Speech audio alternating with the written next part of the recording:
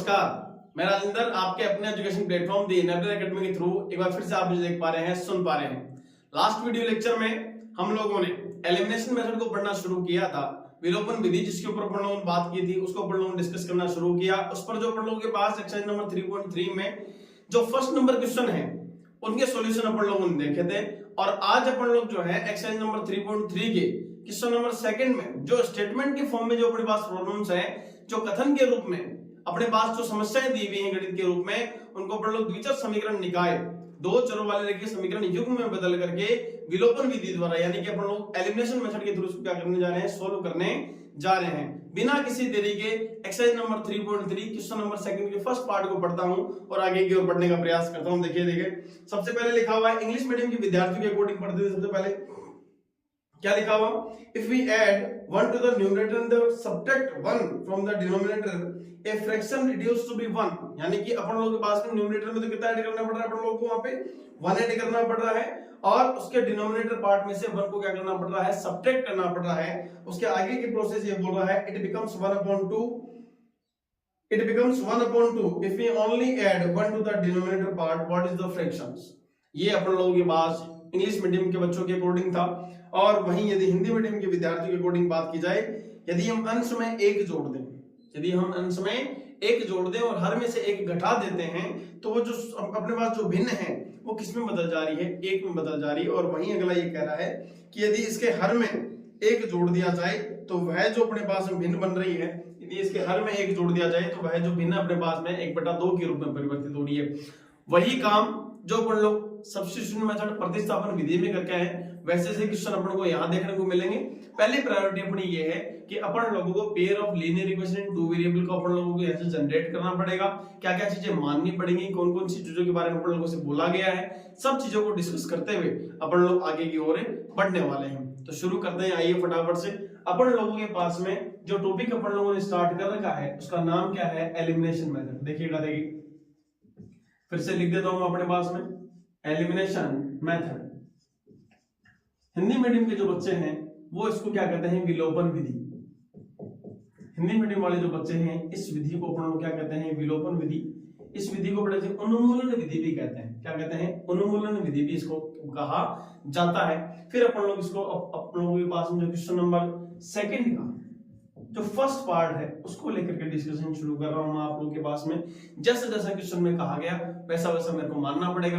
आप लोगों से भिन्न पूछी गई है और भिन्न क्या होती है, अंश बटा हर, यानी कि जो फ्रैक्शन होता है वो न्यूमरेटर और डिनोमिनेटर का पार्ट होता है। तो आपको न्यूमरेटर और डिनोमिनेटर जो पोर्शन है वो आपको क्या करने पड़ेंगे, एज्यूम करने पड़ेंगे। तो सबसे पहले शुरू करते हैं अपन लोग इसका सॉल्यूशन काम करना। माना कोई जो भिन्न है, माना किसी भिन्न का अंश कितना मान लिया अपन लोगों ने, यहाँ पे नॉर्मली अंश मान लेते हैं अपन लोग x, और इसका जो हर है वो कितना मान लेते हैं अपन लोग यहाँ पे y मान लेते हैं। Let the numerator be x and the denominator be y।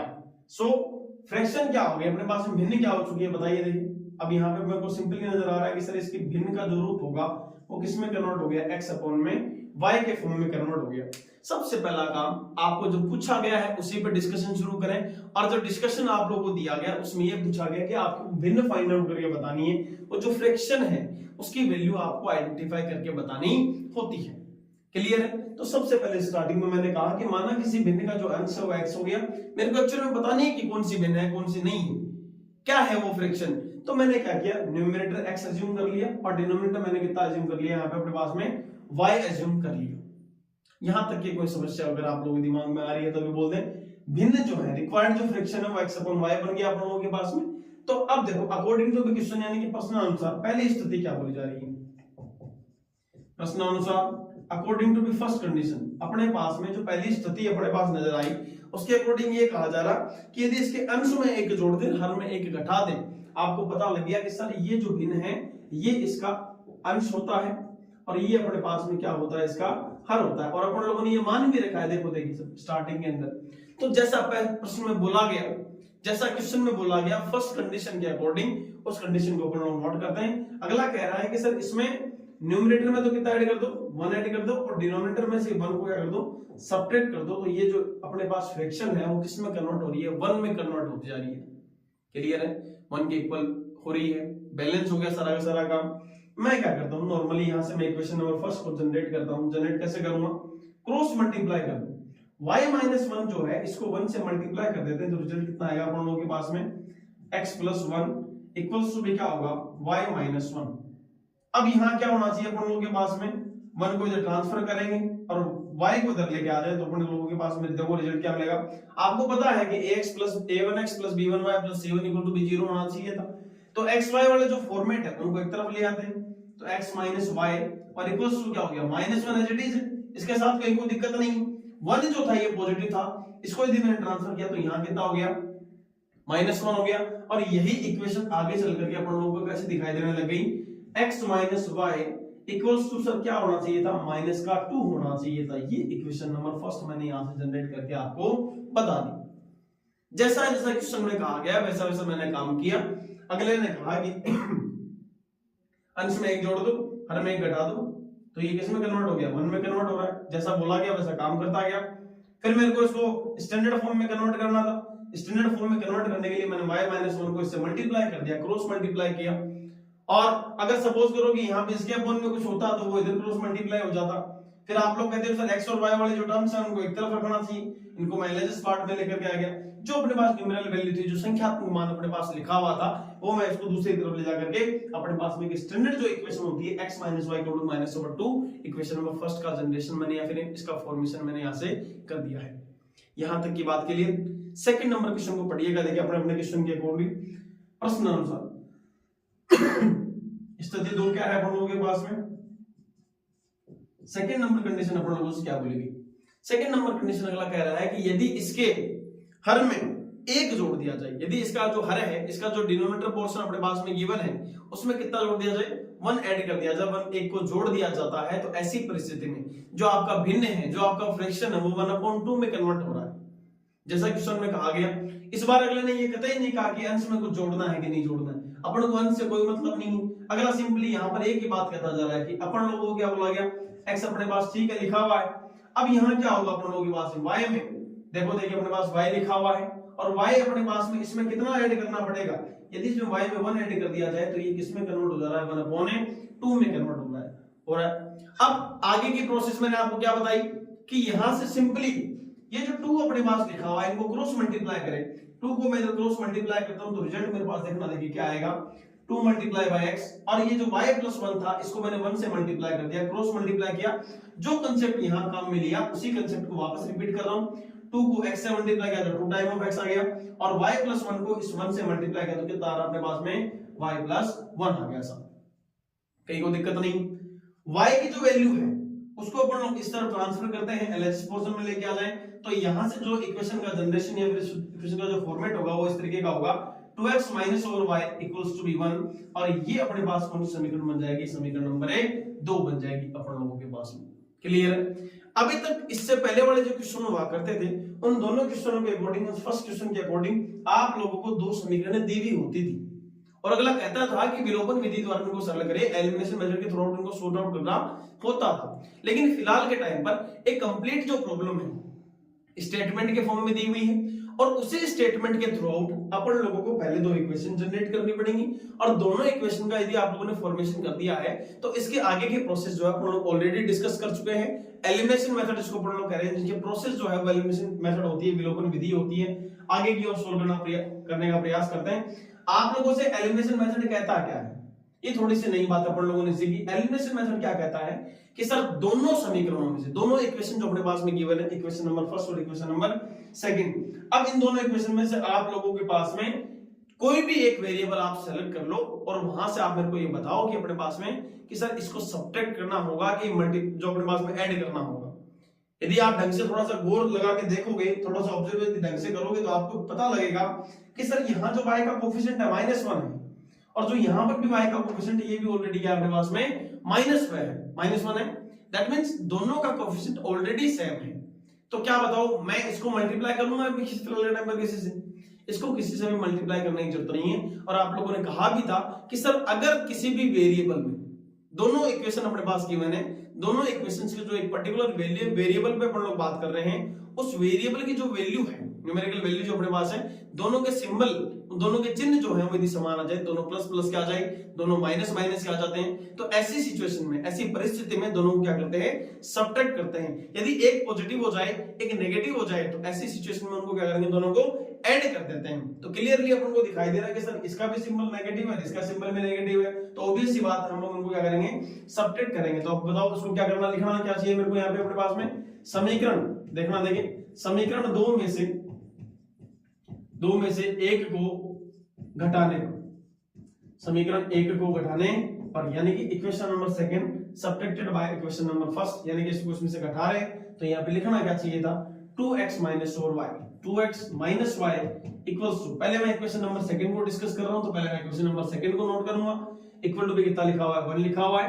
Next अपने पास में जो गिवन है इक्वेशन नंबर फर्स्ट, सो अपन लोगों को इक्वेशन नंबर फर्स्ट क्या करिए, x minus over y equals to अपने पास क्या होना चाहिए, -2 होना चाहिए था।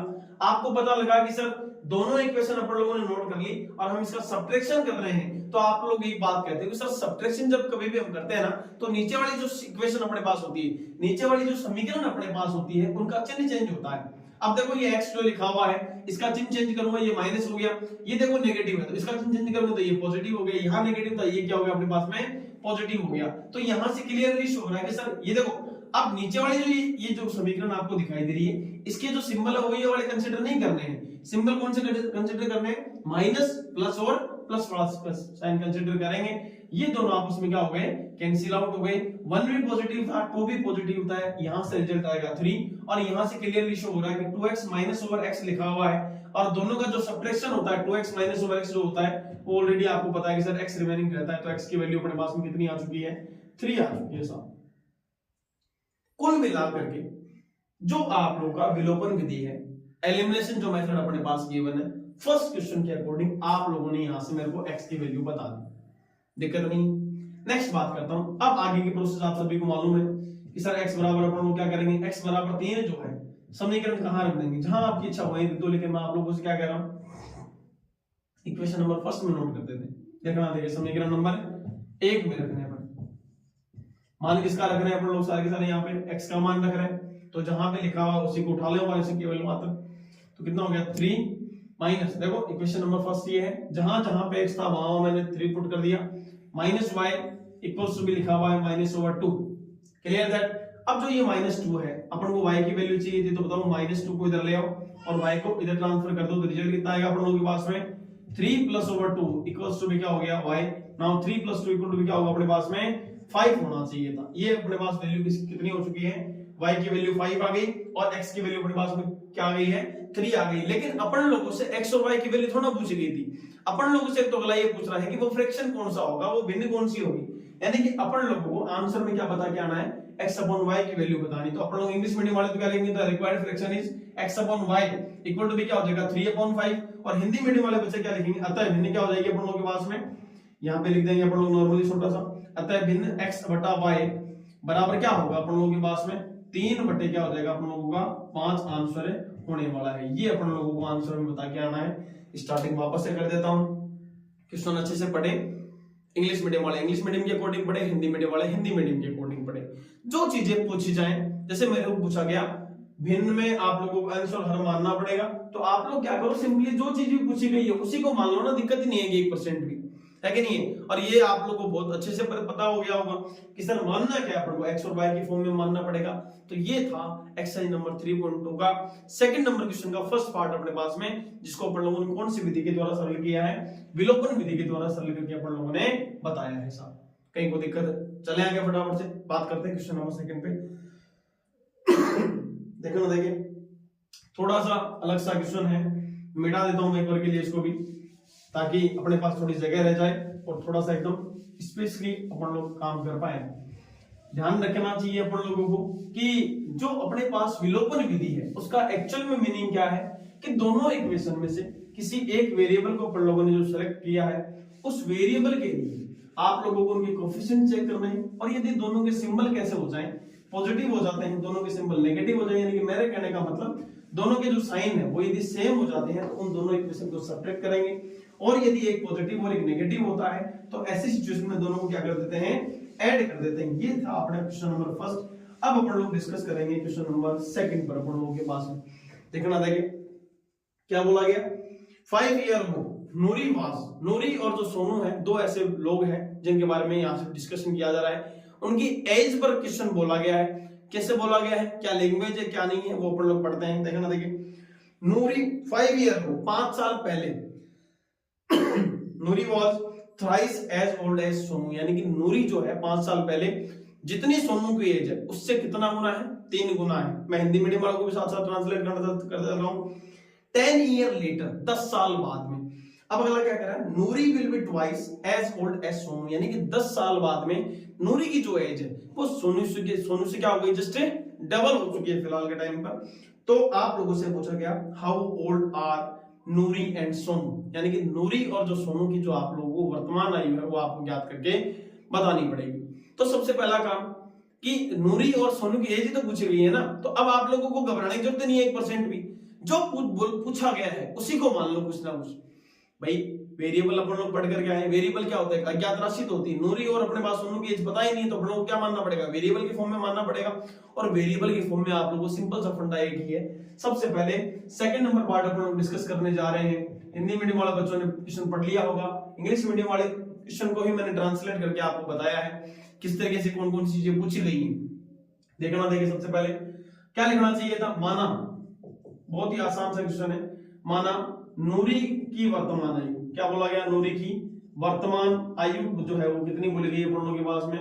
वर्तमान आयु अपने पास आ गई है x वर्ष, वर्तमान आ गई है x वर्ष हो गई है। और सोनू की जो वर्तमान आयु है वो कितनी मान ली गई है अपन लोगों के द्वारा, सोनू की वर्तमान आयु। मैं बार बार से कह रहा हूं आप लोगों को सब्जेक्टिव क्वेश्चन है तो आप लोगों को कंप्लीट नोट करना ही पड़ेगा, उपाय नहीं है दूसरा कुछ भी आप अपने पास में। अगर यही अपने पास यदि कोई ऑब्जेक्टिव अप्रोच होती तो उसके लिए अलग डिफाइन करते, अलग मेथड आप यूज करते भाई अपने पास में, है कि नहीं है भाई। आप लोग शॉर्ट वे में आंसर तो बहुत अच्छे से निकाल सकते हो, लेकिन आप लोग क्या बोर्ड के विद्यार्थी हो सारे के सारे, और बोर्ड में क्या होता है सब्जेक्टिव काम मांगा जाता है, और सब्जेक्टिव काम के अंदर आपको ये सारी चीजें लिख करके बतानी पड़ती है, एग्जामिनर को समझाना पड़ता है कि नहीं है। बोर्ड पैटर्न जो है वो ये पूछता है कि बच्चा जो है वो एग्जामिनर को कितने बहुत बढ़िया तरीके से एक्सप्लेन कर पा रहा है। आपकी जो कॉपी है, आपका जो रिप्रेजेंटेशन है वही आपको वहां पे सबसे अलग बताता है, यूनिक बताता है। क्लियर है, तो हमेशा ध्यान रखें जो चीजें लिखने का तरीका है वो बहुत अच्छे से लिखें ताकि उस सामने वाले को समझ में आए क्या क्या चीजें यहाँ पे पूछी गई है। अब देखो अकॉर्डिंग टू क्वेश्चन, प्रश्नानुसार अपन लोगों से क्या बोला गया, देखो देखिए पहली जो कंडीशन है उसके अकॉर्डिंग बोला गया कि 5 साल पहले, 5 साल पहले की बात की जा रही है। मैं एक बार फिर से पढ़ लेता हूं, 5 ईयर अगो, यानी कि 5 साल पहले की बात कर रहा है अगला। तो बताओ यहाँ पे क्या करेंगे, यहाँ पे सबसे पहले मेरे को लिखना क्या चाहिए था, सबसे पहला काम क्या होगा, 5 वर्ष पूर्व। मैं बार बार से कह रहा हूं जो लैंग्वेज लिखनी है वो लिखनी है आप लोगों को, है कि नहीं। 5 वर्ष पूर्व बताओ नूरी की आयु, नूरी की आयु क्या होगी अपन लोगों के पास में। अब जाहिर सी बात है कि नूरी आज के समय पे यदि मान लो कि 30 साल का रहा होगा कोई भी जो है, तो आने वाले 5 साल पहले कितने का रहा होगा, 25 साल का रहा होगा, 5 कम कर दोगे उसमें से, इतना ही तो है हम लोगों के पास में। अब आप लोगों से क्या बोला गया, नॉर्मली इसको यहां पर मैंने क्या कर दिया, सब्ट्रैक्ट करके फॉर्म में नोट कर दिया। इसने कितना हो गया अपने पास में, x माइनस 5 वर्ष हो गया। बताओ देखिए 5 साल पहले, 5 वर्ष पूर्व, यहां 5 वर्ष पूर्व अपने पास में लिखा हुआ क्या है, सोनू की आयु कितनी है। देखना देखिए अपन लोगों के पास में सोनू की आयु अपन लोगों से पूछी जा रही है। तो ऐसा तो है नहीं कि केवल नूरी की आयु कम होगी, सोनू की भी आयु कम होगी भाई, जाहिर सी बात है। अब सोनू की आयु कम होगी तो कितनी हो जाएगी अपन लोगों के पास में, y माइनस 5 हो जाएगा। रोई भी किस में आने वाला है, वर्ष में आने वाला है। जैसा कि अगर ने कहा कि 5 साल पहले नूरी की जो आयु थी वो सोनू की आयु से कितने गुना है अपन लोगों के पास में, 3 गुना है, जैसा कि बोला गया। क्वेश्चन वापस पढ़ लो, 5 year ago Noori was thrice as old as Sonu, यानी कि नूरी जो है वो सोनू से कितने गुना है अपने पास में, 3 गुना बोली जा रही है। जैसा कि प्रश्न में कहा गया उस कंडीशन को मैं आगे फॉलो करता हुआ चलता हूं। नूरी की जो एज है वो अपने पास में कितनी है, x माइनस 5 है, और जो सोनू की एज है वो कितनी अपने पास में, y माइनस 5 है। अगर मैं कह रहा है कि नूरी जो है सोनू से कितने गुना है, 3 गुना है। मैं आप लोगों को समझाऊं कि मेरी एज यदि मान के चलो कि 45 वर्ष है और आपकी एज जो है वो 15 वर्ष है, तो एक बार बताओ कि आप लोगों को मेरे से इक्वल लाने के लिए मैं आपसे कितने गुना बड़ा हूं, मैं कितने टाइम मल्टीपल हूं आप लोगों का। भाई आपकी एज 15 साल है, मेरी एज 45 साल है, 45 ईयर का मैं हूं। मैं आप लोगों से नॉर्मली इतना ही पूछ रहा हूं कि ऐसा मेरे को नंबर बताओ, इसको किससे मल्टीप्लाई करें। Noori was thrice as old as Sonu after sorry before 5 year, है कि नहीं। तो यहाँ पे अपन लोगों को क्या करना चाहिए था, इसको बैलेंस करने के लिए यहाँ पे 3 से मल्टीप्लाई करना पड़ेगा।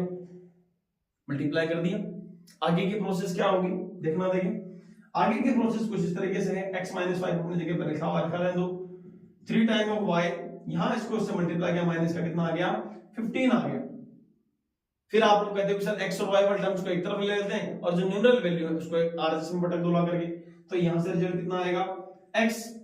3y जो है वो पॉजिटिव था, इधर लिखा है तो ये नेगेटिव कंसीडर कर लिया। वैल्यू क्या आएगी माइनस का 15 प्लस 5 इक्वल्स टू क्या हो गया माइनस का 10 आ गया। तो यहां से जो इक्वेशन जनरेट हो रही है मेरे पास वो आ गई x - 3y equals to be -/10। Now this is equation number first, ये आप लोगों से बोला गया है।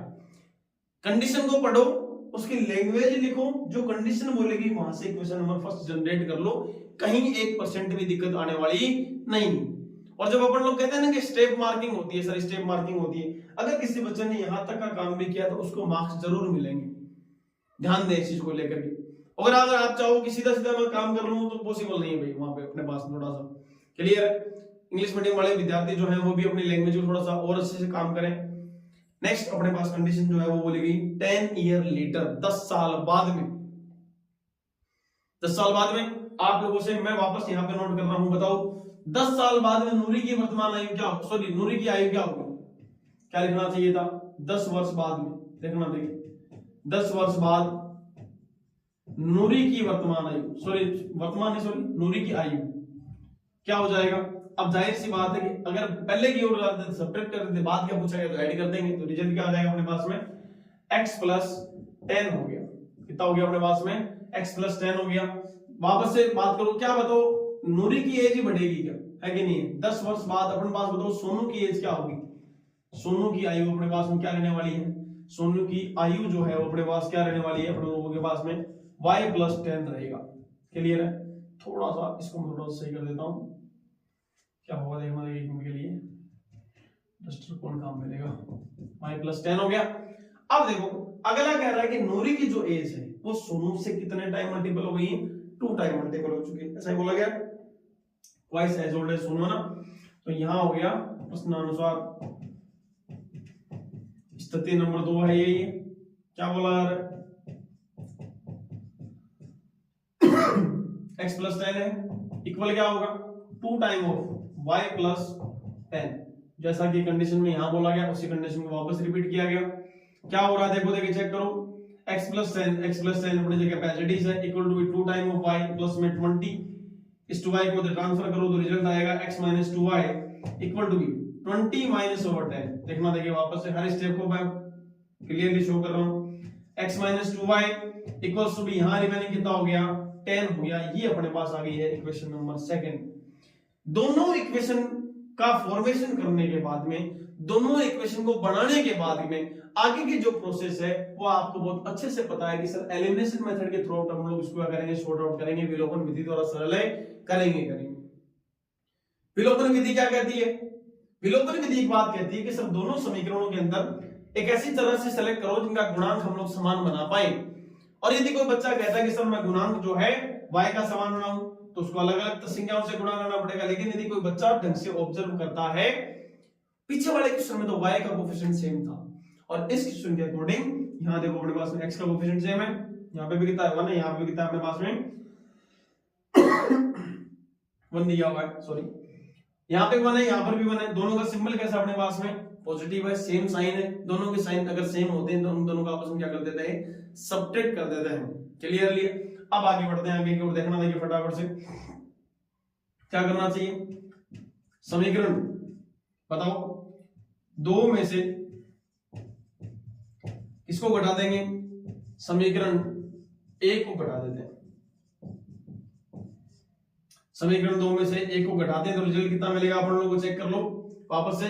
इक्वेशन नंबर सेकंड को मैं पहले डिस्कस कर रहा हूं तो इक्वेशन नंबर सेकंड की वैल्यू पहले नोट करूंगा, x - 2y equals to be 10 और यहां जो लिखा हुआ होगा x - 3y equals to be -/10। आप लोगों को पता है कि जब सब्ट्रैक्शन करते हैं तो उनके सिंबल जो वो चेंज हो जाते हैं। यहाँ पर नेगेटिव हो गया, मैं सब्ट्रैक्ट क्यों कर रहा हूँ? आप लोगों से पूछा गया कि मैं इसको सब्ट्रैक्ट क्यों कर रहा हूँ, तो आपका जवाब क्या होगा कि सर यहाँ देखो x का कोफिशिएंट 1 है, यहाँ पे भी x का कोफिशिएंट 1 है, और दोनों का जो साइन है, कोफिशिएंट का जो साइन है, दोनों के जो चिन्ह है वो दोनों के दोनों समान है, प्लस प्लस के दिए हुए हैं, और ये प्लस प्लस के दिए हुए हैं, तो सर अपने पास में क्या होगा, दोनों को सब्ट्रैक्ट कर सकते हैं, दोनों को आपस में क्या किया गया, कैंसिल आउट किया गया। यहाँ माइनस का 2y प्लस ओवर 3y, आपको पता है कि sir plus 3y minus 2y कितना रिमेनिंग रहता है, ओनली फॉर y रिमेनिंग रहेगा, तो y यहाँ पे हो गया। ये देखो ये भी प्लस का 10 है, ये भी प्लस का 10, तो कितना हो गया अपने पास में प्लस का 20 रिजल्ट हम लोगों को मिल गया।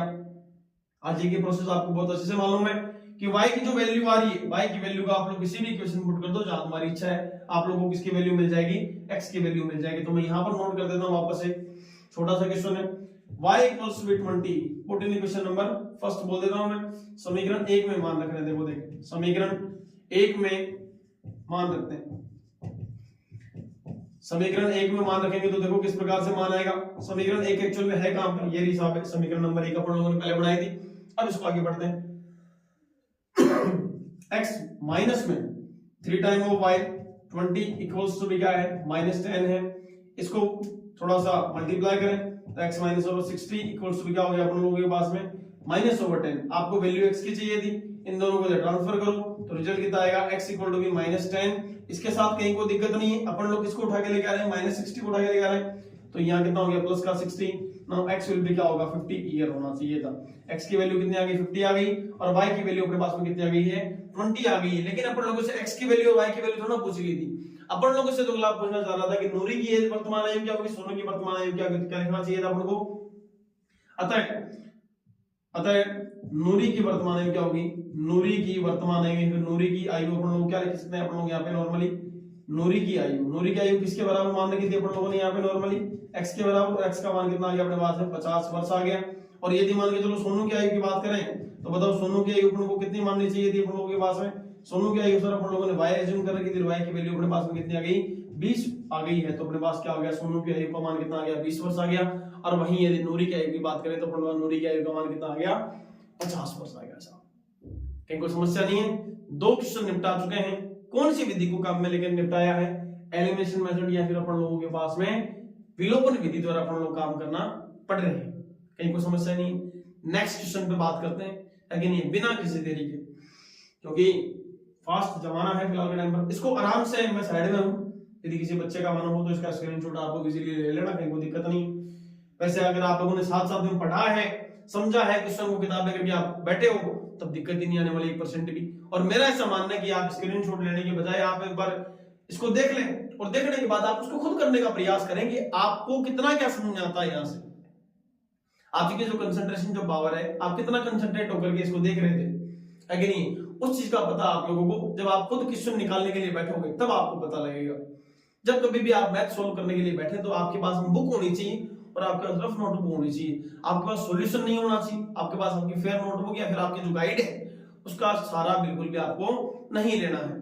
उसका सहारा लेते हो तभी जाकर के एग्जाम जब आप लोग देने के लिए बैठते हो, जब आपका क्लास टेस्ट होता है, जब आपके हाफ ईयरली एग्जाम होते हैं, तब आप कुछ ना कुछ गड़बड़ करते हो और आपको ऐसा लगता है कि सर मेरे को तो ये आ रहा था और फिलहाल के टाइम पर मैंने ये गड़बड़ कर दी यहाँ करके। लेकिन तो ऐसा काम बिल्कुल भी नहीं करना है। कोशिश करें कि प्रैक्टिस ज्यादा से ज्यादा हो। कोई फर्क नहीं पड़ता कि एक क्वेश्चन अपने को आ रहा है तो आप लोग उसको थोड़ा सा देख करके डिले कर देते हो कि सर ये तो मेरे को आता है, मैं क्या करूंगा इसको सोल्व करके। ऐसा काम बिल्कुल भी नहीं करना। जितनी बार क्वेश्चन करोगे उतना फायदा आपको होने वाला है।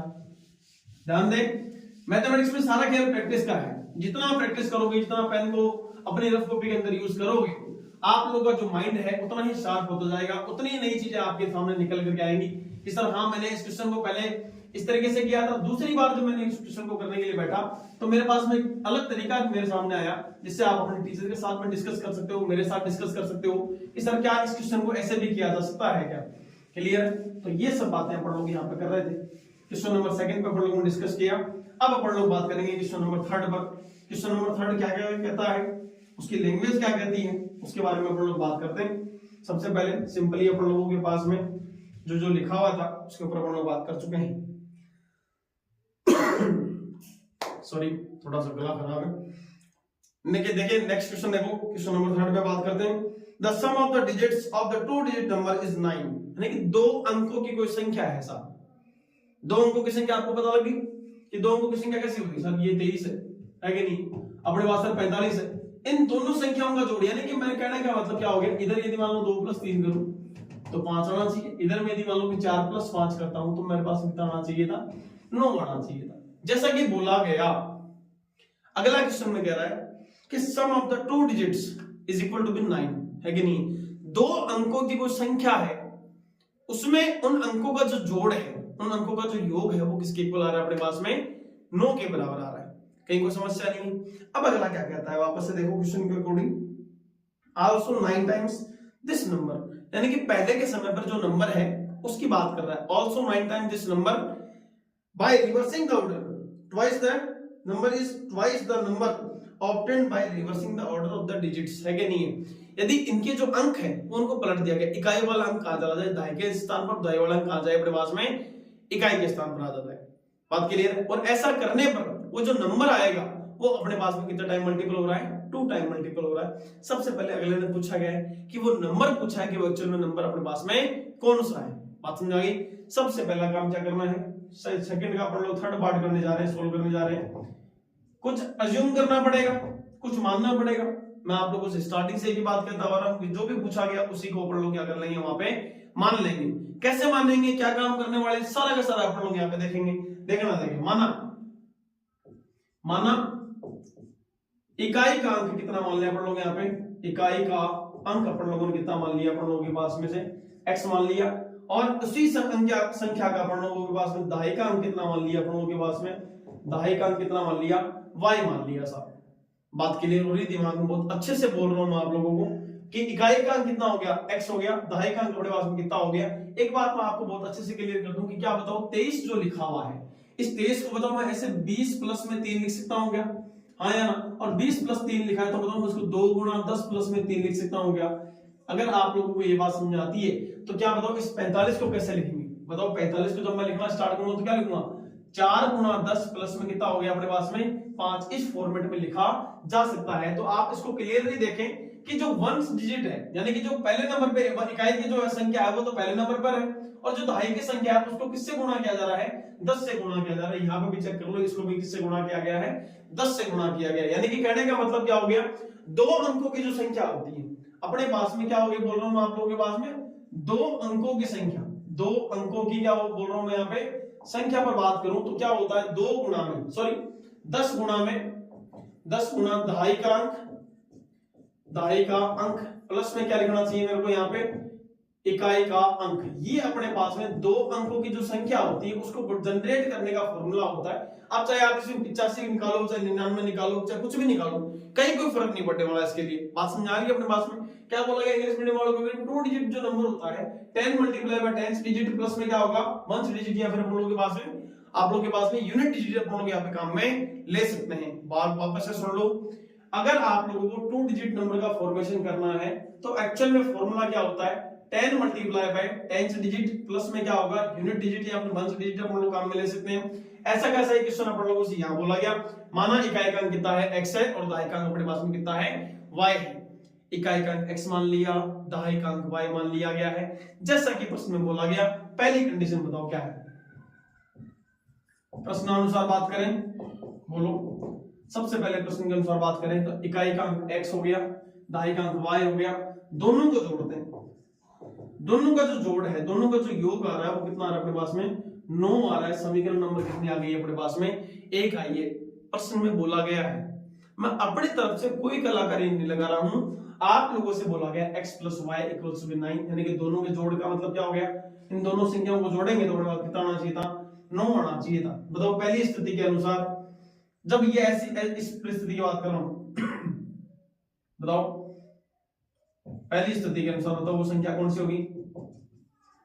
पहली स्थिति के अनुसार, पहली स्थिति जो अपने पास में गिवन है जिसमें अगला कह रहा है कि सर इकाई का अंक x है, दहाई का अंक y है, तो बताओ इस फॉर्मूले के अकॉर्डिंग मैं क्या लिखता हूं, दो अंकों की संख्या क्या होगी चेक कर लो। अतः वह संख्या क्या लिखनी चाहिए थी, वह संख्या क्या होगी अपन लोगों के पास में बताओ।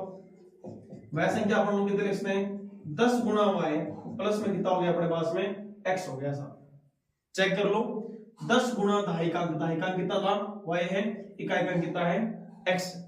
क्लियर। अब कह रहा है कि अंकों को पलट दो, अंकों को पलट दो। अब अंकों को पलटेंगे तो बताओ, इकाई का अंक तो कहां चला गया, दाई पे, और दाई वाला अंक कहां चला गया, इकाई पे। क्या बोला गया, अंकों को पलटने पर, अंकों को पलटने पर बनी संख्या, अंकों को जब पलट देंगे तो उनकी बनी संख्या कौन कौन सी होनी चाहिए, तो सिंपल सा काम है, इंटरचेंज ही करना है।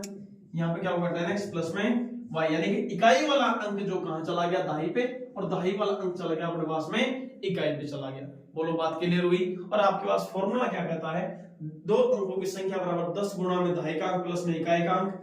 तो जैसे आप लोगों ने इनको इंटरचेंज किया, जैसे मान लो तो कुछ ऐसा था 23 लिखा हुआ है, अगर मैं इनको इंटरचेंज करूंगा तो बताओ यहाँ पर कितना लिख सकता हूं, 32 लिख सकता हूं, इनको दिक्कत नहीं है। सेम इस तरीके की। अब अगला कंडीशन में क्या कहा, देखो जो पहली वाली कंडीशन थी ना, इस कंडीशन के अकॉर्डिंग इस संख्या का 9 गुना, ये वाली जो संख्या लिखी हुई है ना, इस संख्या का 9 टाइम मल्टीपल जो है, इस संख्या के, इस नंबर के 2 टाइम मल्टीपल के क्या हो रहा है, इक्विवेलेंट हो रहा है। वापस से क्वेश्चन को पढ़ लो आराम से, कि पहले के समय पर जब इकाई का अंक x था और दहाई का अंक अपने पास में कितना था, y था, तो ऐसी सिचुएशन के अकॉर्डिंग इन दोनों से बनी हुई जो संख्या है वो अपने पास क्या बन रही थी, 10y प्लस x बनी, और दूसरे में अंकों को जैसे ही पलटा तो अपने पास संख्या आ गई 10x प्लस में y, यानी कि पहले वाली स्थिति में जो संख्या थी उसका 9 गुना, बाद में बनने वाली संख्या के 2 गुने के क्या है, बराबर दिया हुआ है।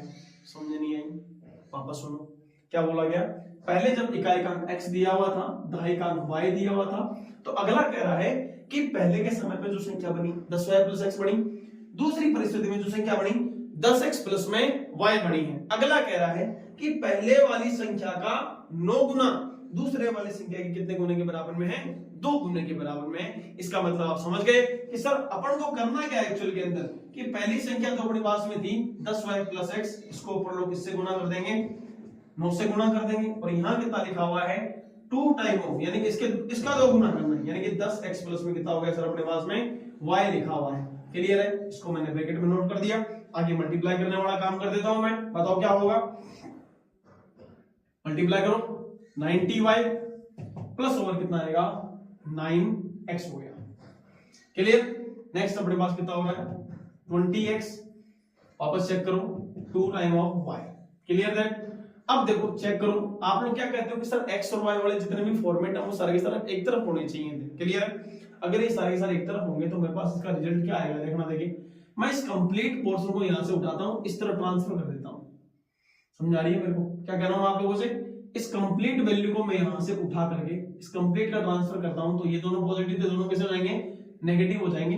और ये जो एक्सप्रेशन है वो आपको कुछ ऐसा नजर आएगा 20x प्लस में 2 टाइम ऑफ y माइनस का 90y minus over 9x equal to भी क्या हो गया, 0 हो गया। अब आप चेक करो 20x तो अपने पास पॉजिटिव है, ये अपने पास में कैसा है, नेगेटिव है। क्या दोनों का सब्ट्रैक्शन पॉसिबल है, एक पॉजिटिव है कि नेगेटिव, तो होगा ही होगा सर सी, ओबीसी बात है। यहां हो गया 11x 2y पॉजिटिव माइनस का 90, ये कितना हो गया अपने पास में 88 है, y इक्वल टू भी 0 हो गया। ठीक है, अब देखो इस कंप्लीट इक्वेशन में क्या करूं, 11 से डिवाइड कर देता हूं। क्यों कर रहा हूं 11 से डिवाइड, ताकि ये जो अपने पास इक्वेशन के जो कोफिशिएंट है वो बहुत बड़े बड़े नहीं होंगे, छोटे कोफिशिएंट में कन्वर्ट हो जाए, ताकि अपनी जो कैलकुलेशन है थोड़ी सी इजी हो जाए। क्लियर है, मैंने क्या किया 11 को कॉमन निकाला है, फिर 11 से डिवाइड किया, तो ये जैसे ही अपने पास में क्या आएगा, ये बन जाएगा x minus 8 time of y equals to 0, और ये अपना क्या हो गया, समीकरण नंबर 2 आ गया। मैंने आपको पहले भी कहा था कि इससे पहले वाले जो प्रश्न हुआ करते थे उन प्रश्नों के अंदर जो समीकरणें होती थी पहले से बना करके देता, पहले से परोस करके दे रखा, बोले लो करो काम। इस बार ऐसा नहीं, इस बार अगले ने कह दिया बोले पहले खाना बनाओ फिर परोसो फिर खुद खाओ, है कि नहीं। पहले देखो यहां से लेकर के ये खाना बनाने वाले प्रोसेस थी अपन लोगों के पास, दोनों समीकरण अपन लोगों ने बना दी, समीकरण नंबर 1 और समीकरण नंबर 2। अब अपन को खाना खाना है, यानी कि अब परोस दिया गया है, अब खाना खाना है, तो अपन लोगों को सोल्व करना पड़ेगा समीकरण 1 और समीकरण नंबर 2। तो बताओ विलोपन विधि क्या कहती है, एलिमिनेशन मेथड कहता क्या है कि चेक कर लो इन दोनों के अंदर जो x लिखा हुआ है उन दोनों का कोफिशिएंट कितना कितना है अपने पास में 1 1 है, और दोनों का सिंबल भी कैसा है, सेम है, कोफिशिएंट सेम, इनके सिंबल सेम है। अब क्या करना चाहिए अपन लोगों को, सिंपली यहाँ पे सब्ट्रैक्ट कर देना चाहिए। तो बताओ मैं क्या करूंगा, समीकरण 1 में से इस बार क्या करूंगा मैं समीकरण 1 में से समीकरण 2 को क्या कर दूं, घटा देता हूं। इक्वेशन नंबर देखो जैसे घटाऊंगा तो रिजल्ट क्या मिलेगा मेरे को, इक्वेशन नंबर फर्स्ट के according x plus y equals to be 9। Now x minus 8 time of y equals to 0।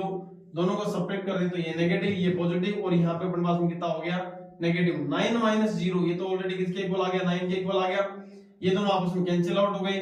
y plus 8 time of y ये कितना हो गया अपने पास 9y आ गया। नाउ y विल भी क्या होना चाहिए आप लोगों के पास में, देखो देखिए 9y इक्वल्स टू भी 9 आया है अपन लोगों के पास, तो y की वैल्यू जो आनी चाहिए थी वो 9 डिवाइडेड बाय 9, कैंसिल आउट करोगे तो y की वैल्यू कितनी आएगी अपने पास में 1 आएगी। क्लियर है, तो यही तो ये काम करते थे अपन लोग, विलोपन विधि के द्वारा कर दिया अपन लोगों ने। अब अपन लोग क्या बोला गया y की वैल्यू बना गई, तो बताओ y की वैल्यू कहीं भी पुट कर दो जो तुम्हारी इच्छा है, बताओ क्या करना चाहिए। y बराबर 1 समीकरण नंबर कितने में रख देंगे, समीकरण नंबर 1 में रखने पर देखो देखिए समीकरण नंबर 1 में रखता हूं मैं, क्या रिजल्ट मिलता है मेरे को पता लग जाएगा। अभी क्या हो रहा है x प्लस y, y की वैल्यू कितनी 1 इक्वल टू कितना 9, नाउ x वैल्यू क्या होगा 9 माइनस 1 इक्वल टू कितना हो जाएगा 8 हो जाएगा। बात पल्ले पड़ गई, समीकरण है अपने पास में हो गई है, x की वैल्यू आ गई y की वैल्यू, लेकिन अपन लोगों से x और y की वैल्यू नहीं पूछी गई है। अपन लोगों से क्या पूछा गया था, वो नंबर पूछा गया है जिसमें इकाई का अंक तो कितना है x है और दहाई का अंक अपने पास में कितना है y है। तो बताओ अपन लोगों को क्या लिखना चाहिए था, अतः वह संख्या, बोलो वह संख्या कौन सी बनेगी भाई, इकाई का अंक तो कितना करना है 8 करना है और दहाई का अंक कितना करना है 18 करना है, तो वह संख्या अपन लोगों के पास में आंसर में कितना लिखना चाहिए था 18 होना चाहिए था। बोलो बात पल्ले पड़ गई बढ़िया तरीके से। कहीं भी किसी भी प्रकार की कोई समस्या है तो आप अभी मुझसे बोल सकते हैं, किसी भी प्रकार की कोई दिक्कत नहीं होनी चाहिए। सबसे पहले x और y को माना, पहली कंडीशन के अकॉर्डिंग ये बोला गया तो इक्वेशन नंबर फर्स्ट जनरेट कर दी, फिर दो कंडीशन हम लोगों से बोली गई कि अंक को पलटा गया, 9 गुना किया गया, 2 गुना किया गया, बैलेंस करने के बाद इक्वेशन नंबर फर्स्ट और इक्वेशन नंबर सेकंड का अपन लोगों ने जनरेशन कर दिया, और वहां से अपन लोगों को पता लगा कि सर ये जो क्वेश्चन है वो इस तरीके से सॉर्ट आउट होना चाहिए था। Clear that. अब बचा हुआ है नेक्स्ट क्वेश्चन, अपन लोगों से बात करते हैं क्वेश्चन नंबर 4 पे बात करते हैं। मीना नाम की कोई, मैं एक बार इसको मिटा देता हूं, इस बार इसको मैं मिटा देता हूं ताकि अपन लोग नेक्स्ट क्वेश्चन सॉर्ट आउट करना शुरू करें। क्लियर है, आओ देखिए पढ़ते हैं आगे। थोड़ा सा टाइम लग रहा है, थोड़ा सब्र भी करें, तसल्ली रखें, धैर्य रखें, पेशेंस रखें अपने पास में कि 1 मिनट का समय यदि आप लोगों से मैं ले रहा हूं तो कहीं ना कहीं बहुत अच्छे से क्लियर करेंगे अपन लोग चीजों को, धीरे धीरे करेंगे। 20 दिन 25 दिन अपने बीच में खराब हो गए थे, अब वो चीजें लागू नहीं है फिलहाल के टाइम पर। धीरे धीरे धीरे करके अपन लोग इस कंप्लीट चीजों को कवर करते हुए आगे बढ़ेंगे। अपन लोगों ने यहाँ पे नॉर्मली क्वेश्चन नंबर 3 तक डिस्कस कर लिया है। अब अपन लोग बात करते हैं क्वेश्चन नंबर 4 पर। क्या बोला गया, Meena went to a bank to withdraw 2000 rupees. अगली जो मीना नाम की कोई लड़की है, जो बच्ची है, वो बैंक जा रही है कितने रुपए निकलवाने के लिए, 2000 रुपए निकलवाने के लिए जा रही है। साहब आप भी गए होंगे कभी ना कभी बैंक, तो मीना भी क्या कर रही है, बैंक जा रही है और बैंक से कितने रुपए लेकर के आ रही है, 2000 रुपए लेकर के आ रही है। अगला क्या कह रहा है, she asked the cashier to give her 50 rupees and 100 rupees note. उसने कैशियर से जाकर के क्या कहा कि आप मेरे को जो 2000 रुपए दे रहे हो ना, उसमें केवल 50 रुपए का नोट होना चाहिए, उसमें केवल 100 रुपए का ही नोट होना चाहिए। क्लियर है। अगले ने क्या कहा सामने वाले कैशियर से कि आप मेरे को जो पैसे दे रहे हो उसमें एक तो 50 रुपए का नोट होना चाहिए और एक 100 रुपए का नोट, यानी 500 वाले नोट उसमें इंक्लूड नहीं करने, 10-20 वाले नोट में इंक्लूड नहीं करने हैं। बात पल्ले पड़ गई। दो ही तरीके के नोट है, एक 50 रुपए का नोट है और एक 100 रुपए का नोट है। क्लियर है। फिर अगले ने क्या कहा, मीना गोट 25 नोट्स इन ऑल, यानी कि मीना को जब कैशियर पैसे देता है तो उसने कितने नोट दिए उसको गिन करके 25 नोट दिए। अब उन 25 नोटों में से अगली ये पूछ रही है कि 50 रुपए के कितने नोट है और 100 रुपए के कितने नोट आप लोगों के पास में दिए हुए हैं। बात क्लियर हुई। अगली को बोला गया, क्या बोला गया बताओ, कि 50 रुपए के नोट होने चाहिए, 100 रुपए के नोट होने चाहिए। उसको टोटल मिले कितने नोट, 25 नोट मिले। उसको पता ही नहीं है एक्स के कितने हैं, सॉरी अपने पास 50 रुपए कितने हैं और 100 रुपए के कितने हैं, तो वो अपन लोगों से पूछा जा रहा है। हर बार की तरह वही काम, जो पूछा गया है उसी को मान लो। बताओ क्या मानना चाहिए। सबसे पहले अपन लोग 4th क्वेश्चन डिस्कस कर रहे हैं, इसका अपन लोगों के पास बताओ क्या लिखना। सबसे पहले इसको माना, बोलो क्या मानेंगे। सबसे पहले माना 50 रुपए के, 50 रुपए के नोटों की संख्या, 50 रुपए के नोटों की संख्या बराबर कितनी हो गई है, x मान लो। मेरे पास तो ले दे करके x और y है, मैं x और y मानूंगा, ठीक है ना। 50 रुपए के नोटों की संख्या कितनी हो गई, x हो गई। बताओ 100 रुपए के नोटों की संख्या कितनी मान लो, 100 रुपए के नोटों की संख्या, 100 रुपए के नोटों की संख्या y मान लिया अपन लोगों ने। कितनी मान लिया अपन लोगों ने, यहाँ पे y मान रखी है। क्लियर है। जैसा कि क्वेश्चन में बोला गया प्रश्नानुसार, बोलो क्या बोला गया,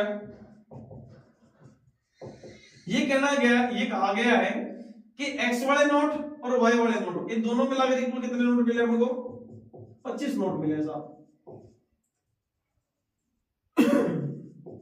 ये समीकरण नंबर फर्स्ट अपन लोगों ने यहां से जनरेट करके बता दिए।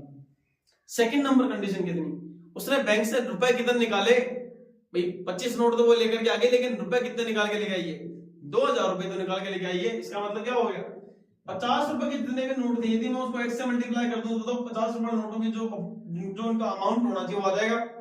और जो 100 रुपए वाले नोट हैं, यदि मैं उनको y से मल्टीप्लाई कर दूं तो बताओ वहां अपने पास में 100 रुपए वाले जो नोट दिए गए हैं उनका अमाउंट आ जाएगा।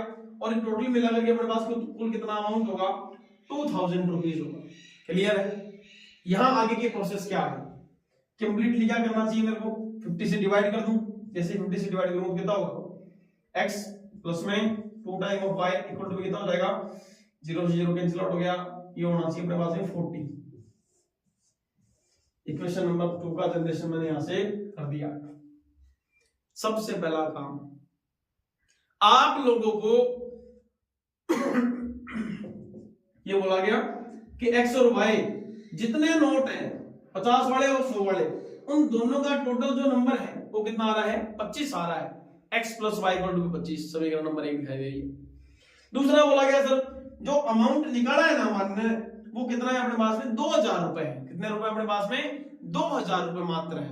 तो क्या बताओ, दोनों इक्वेशन आप लोगों को निकलवा दी गई। तो क्या अब आप लोग इसका सॉल्यूशन कर सकते हैं। तो अपन लोग क्या करेंगे, देख लो, देखिए इसका x का कोएफिशिएंट यहाँ 1 है, यहाँ पर भी 1 है। मैं क्या कर दूं, सेपरेट कर देता हूं सिंपली, सीधा सीधा सही।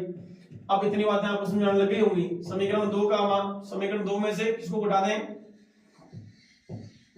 समीकरण 2 में से 1 को घटा देते हैं। देखो देख, जैसे 1 को घटाएंगे तो रिजल्ट कितना मिलेगा, चेक करो। अपने पास समीकरण नंबर 2 कितनी है, x plus 2y equal to कितना, 40 लिखा हुआ है। और समीकरण नंबर 1 कितने अपने पास में, यहां चेक करो, x plus y equal to 25 यानी कि 25 दिया हुआ है। आपको पता है सर घटाते हैं तो उनके चिन्ह क्या होते हैं, चेंज होते हैं। ये दोनों आपस में क्या हो गए, कैंसिल आउट हो गए। 2y minus over y, remaining क्या रहेगा y। Now 40 minus 25 that is equal to 15। ये अपने पास में क्या आ गया, रिजल्ट आ गया साहब। y की वैल्यू आ गई। y की वैल्यू कहीं भी जब तुम्हारी इच्छा हो रख दो, फटाफट से बताओ। y इक्वल टू भी कितना 15, समीकरण नंबर कितने में रख देंगे बोलो, 1 में रख देते हैं। जैसे समीकरण नंबर 1 में रखा गया तो बताओ कितना रिजल्ट आएगा, x प्लस 15 इक्वल्स टू क्या हो गया, 25 हो गया। इसको इधर ट्रांसफर करो, x वैल्यू क्या होगा, 25 माइनस और 15 इक्वल्स टू कितना हो गया, 10 हो गया। बोलो बात पल्ले पड़ गई क्या, हाँ या ना। आप लोगों से x और y थोड़ा पूछा गया था। आप लोगों से क्या पूछा गया था, 50 रुपए के नोटों की संख्या कितनी होगी सर, 100 रुपए के नोटों की संख्या कितनी होगी, ये पूछा गया। तो बताओ मेरे को यहाँ पे क्या लिखना चाहिए था, अतः 50 रुपए के नोटों की संख्या बताओ, 50 रुपए के नोट की संख्या कितनी हो गई, नोट की संख्या अपने पास कितनी हो चुकी है बताओ। x इक्वल टू भी कितना हो जाएगा, 10 हो गया। और y इक्वल टू भी अपने पास में कितना हो गया, अपन लोगों के पास में 100 रुपए के नोटों की संख्या कितनी होगी, 100 की संख्या कितना लिख सकता हूं मैं यहाँ पे, अपने पास में 15 हो गया। बताओ यही अपन को क्या लिख करके आना है, आंसर में लिख करके आना है। बोलो ये बात क्लियर हो गई बढ़िया तरीके से। क्वेश्चन नंबर 4 का सॉल्यूशन अपन लोगों ने कर दिया। और फाइनली इस चैप्टर का लास्ट क्वेश्चन मैं यहाँ पे डिस्कस करने जा रहा हूं। कोई लाइब्रेरी है साहब, question number 4, a lending library has fixed charge for the first 3 days। एक कोई लाइब्रेरी है जिसमें अगला ये कह रहा है कि आप किताब ले जाओ पढ़ने के लिए, मेरे कोई दिक्कत नहीं है कि नहीं, लेकिन उस लाइब्रेरी का एक रूल है, एक नियम उसमें बना रखा है कि आप पहले 3 दिन यदि आप अपने पास बुक को रख रहे हो ना, किताब पढ़ रहे हो ना, तो उसका एक फिक्स चार्ज है। जैसे मान लो कि 5 रुपए ले लिए, 10 रुपए ले लिए, तो पहले दिन जमा कराओगे तो भी 10 रुपए देने पड़ेंगे, दूसरे दिन कराओगे तो भी 10 रुपए देने पड़ेंगे, तीसरे दिन कराओगे तो भी 10 रुपए देने पड़ रहे हैं। लेकिन उसके आगे की कंडीशन क्या है देखना, देखिए क्या बोला गया, an additional charge for each day thereafter, है कि नहीं। उसके बाद क्या होगा, यदि आप 3 दिन के बाद भी रख रहे हो तो उसके बाद आपको एक्स्ट्रा चार्ज वहां पे पे करना पड़ेगा। अब अगला क्या कर रहा है, सरिता नाम की कोई बच्ची है जिसने क्या किया, 27 रुपए पे किए। कितने दिन तक बुक को रख रखा है अपने पास में, 7 दिन तक बुक को रखा है अपने पास। बुक को कितने दिन तक रखा, 7 दिन तक बुक को रखा और उसने 27 रुपए उस सामने वाले को दिए। और इसके साथ साथ में नेक्स्ट एक सुजी नाम की कोई बच्ची है अपने पास में, उसने किताब को 5 दिन के लिए रखा और उसने कितने रुपए पे किए वहां पे सामने वाले को, 21 रुपए पे किए। तो सबसे पहला काम हम लोगों को क्या करना चाहिए था, अगला पूछ रहा है कि इसका फिक्स चार्ज तो कितना है और अपने पास में क्या इसका जो एक्स्ट्रा चार्ज है वो पर डे का वो कितना अपने पास लगने वाला है। तो उस चीज को अपन लोग सोल्व करना शुरू करते हैं। आइए देखिए स्टार्ट कर देते हैं। इस बार मिटा नहीं रहा हूं, लास्ट क्वेश्चन है। इस लाइन को थोड़ा सा मैं इसको यहां से हटा देता हूं। सबसे पहले देखना, देखिए ये अपने पास में बोला गया, जैसा कि बोला गया है, अबे जो किताब का किराया है, नियत किराया जो है, बताओ क्या मानना चाहिए इसमें। पहले माना क्वेश्चन नंबर सेकंड का 5th पार्ट पर लोग डिस्कस कर रहे हैं। माना किताब का नियत किराया, किताब का नियत जो किराया है, नियत जो भाड़ा है अपने पास दिया हुआ है, वो कितना दिया हुआ अपन लोगों के पास में, x रुपए दिया हुआ है। और जो एक्स्ट्रा चार्ज है बताओ, देखिए अपने पास में अतिरिक्त किराया कितना दिया हुआ है, अतिरिक्त किराया, अतिरिक्त किराया पर डे क्या बोला गया अपन लोगों के पास में, एक दिन का जो अतिरिक्त भाड़ा लगने वाला है वो अपने पास y मान लिया और जो नियत भाड़ा है वो कितना मान लिया अपन लोगों ने, x मान लिया। साहब कहीं कोई समस्या नहीं है। अब जैसा कि बोला गया इन दोनों कंडीशन के अकॉर्डिंग, अब जो सरिता नाम की कोई बच्ची है उसने बुक को कितने दिन तक अपने पास रखा, है कि नहीं है। माना किताब का नियत किराया पहले 3 दिन के लिए, थोड़ा सा ऐसा लिखना चाहिए था, नियत किराया, थोड़ा सा इसमें मिस्टेक कर दी मैंने, नियत किराया पहले 3 दिन के लिए, पहले 3 दिन के लिए 3 दिन का किराया पर लोगों ने कितना मान लिया, x माना, और जो अतिरिक्त भाड़ा है वो कितना मान लिया पर लोगों ने, पर डे के अनुसार y रुपए मान लिया। सही है क्या, प्रतिदिन, यहां प्रतिदिन में लगा दें इंसान, प्रतिदिन अतिरिक्त जो किराया है वो कितना मान लिया अपन लोगों ने, y रुपए मान लिया। साहब कहीं को समस्या नहीं। अब आगे की प्रोसेस क्या कहता है देखो सामने वाला प्रश्नानुसार पहली स्थिति क्या कह रही है बताओ। पहली स्थिति ये कह रही है कि सरिता नाम की जो लड़की है उसने बुक को अपने पास कितने दिन के लिए रखा, 3 दिन के लिए, सॉरी 7 दिन के लिए रखा है, लेकिन 3 दिन तो ऑलरेडी क्या हो चुके हैं, फिक्स हो चुके हैं। उसने बुक को अपने पास पढ़ने के लिए कितने दिन तक रखा है, 7 दिन तक रखा है। अब उसका चार्ज क्या होगा, 27 रुपए के लिए दे तो रही है, कहीं कोई दिक्कत नहीं है, लेकिन क्या बताओ पहले जो 3 दिन है उसका तो चार्ज पहले से फिक्स था। क्या एक्स्ट्रा चार्ज जो है वो 7 दिन के थोड़ा लगेंगे, वो केवल कितने दिन के लगने चाहिए अपने पास में, 4 दिन का लगना चाहिए। तो अपन लोगों ने क्या माना था, पहले 3 दिन का किराया तो कितना मान लिया, x मान लिया, तो यहाँ x कर देता हूँ आप लोगों के पास में। और आगे वाले 4 जो दिन बचे हैं वहां पे x + 4y और इनका टोटल अमाउंट अपने पास कितना होना चाहिए था, 27 रुपए होना चाहिए था। बात समझ आ गई, ये क्वेश्चन नंबर बन गई फर्स्ट। और जो सुजी नाम की बच्ची है उसने अपने पास में क्या बोला बताओ, बुक को कितने दिन के लिए रखा है, 5 दिन के लिए रखा है, लेकिन क्या बताओ 5 दिन का एक्स्ट्रा चार्ज देंगे, 5 दिन का एक्स्ट्रा चार्ज बिल्कुल भी नहीं देने वाले, क्योंकि पहले दिन तो 3 दिन तो ऑलरेडी फिक्स हो चुके हैं और 3 दिन का किराया कितना मान रखा अपन लोगों ने, x मान रखा। तो बताओ आगे वाला क्या होना चाहिए, x + 2y = कितना होना चाहिए अपने पास में, 21 होगा। ये अपने पास में क्या आ गया, समीकरण नंबर 2 आ गया। कहीं कोई दिक्कत नहीं है, वापस से वही कहानी शुरू हो गई। पहले इक्वेशन को जनरेट किया, इक्वेशन फर्स्ट और इक्वेशन नंबर सेकंड बोल दिया गया। अब क्या करना है अपन लोगों को इनसे घटाना पड़ेगा। तो बताओ क्या लिखना चाहिए सबसे पहले, समीकरण 1 में से समीकरण इसको घटा दें, 2 को घटा देते हैं। Equation number first subtracted by equation number second, तो यहां से जो रिजल्ट आएगा x + 4y = 27 और यहां क्या हो गया, x + 2y = 21। आपको पता है सर जब सब्ट्रैक्ट करते हैं तो साइन सिंबल चेंज होंगे, सिंबल चेंज कर दो, दोनों को हटा दो, 4y माइनस का 2y कितना रिमेनिंग रहेगा 2 time of y 27 minus 2y 21 अपने पास गिवन, तो यहाँ रिजल्ट कितना आएगा 6 आएगा। नाउ y विल बी क्या हो जाएगा अपन लोगों के पास में बताओ, y की वैल्यू कितनी आ गई अपने पास में 6 आ गई है, अपन में कितना हो जाएगा 2 आ जाएगा, डिवाइड होगा तो बताओ y की वैल्यू अपने पास में कितनी आ गई है 3 आ चुकी है। क्लियर है? जैसे ही y की वैल्यू 3 आई तो बताओ y को कहां पुट करें, जहां तुम्हारी इच्छा वहीं पुट कर दो फटाफट से, बताओ किसे पुट करें, इसे पुट करें, इसे पुट करें, इसे पुट कर दो वापस से, बताओ y इक्वल टू क्या लिखना है आप लोगों को यहां पे नॉर्मली y बराबर में समीकरण नंबर एक में मान रखने पर, देखो एक में मान रखने पर बताओ क्या मिलेगा, चेक कर लो। x इक्वल टू क्या होना चाहिए अपने पास में नॉर्मली यहां पे बताओ 4 मल्टीप्लाई बाय 3 इक्वल टू कितना होगा 27। नाउ यहां क्या होगा x इक्वल टू 27 माइनस 12 और यहां से रिजल्ट आएगा 15। चेक कर लो सब्ट्रैक्शन करने पर, तो बताओ पहले 3 दिन का किराया कितना हो गया, पहले 3 दिन का जो फिक्स भाड़ा कितना हो गया, 3 दिन का किराया, 3 दिन का जो किराया है वो कितना हो चुका है अपन लोगों के पास में नॉर्मली x बराबर 15 रुपए हो गया, और दूसरा क्या हो गया y जो अतिरिक्त भाड़ा लग रहा है प्रतिदिन के लिए वो कितने रुपए लग रहा है अपन लोगों के पास में 3 दिन का भाड़ा लग रहा है। बात क्लियर हुई? तो ये थी अपनी प्रश्नावली नंबर 3, दो चरों वाले रेखीय समीकरण युग्म में pair of linear equation in two variable. Clear है? इस पर अपन लोगों ने एनसीईआरटी बेस्ड जितने भी क्वेश्चन थे उन सबका जो सॉल्यूशन है वो कंप्लीटली बोर्ड पर डिस्कस कर लिया है। क्लियर है? आगे जो ऑब्जेक्टिव टाइप क्वेश्चन की मैं आपके पास सीरीज लेके आने वाला हूं, उसके इंतजार में आप लोग जरूर रहें, और आप लोगों के पास में जो भी प्रॉब्लम्स हैं वो आप लोग जरूर पूछ लें, क्वेश्चन को वापस एक बार रिपीट करके चेक कर लें, देख लें, कहीं कोई दिक्कत हो तो वापस से पूछ लें, कमेंट के थ्रू आप जरूर बता दें। नेक्स्ट वीडियो लेक्चर जो अपने पास में आने वाला है क्वाड्रेटिक इक्वेशन का, उसके इंतजार में आप लोगों के पास में द एकेडमी के साथ जुड़े रहिए, बने रहिए। तब तक के लिए जय हिंद, जय भारत।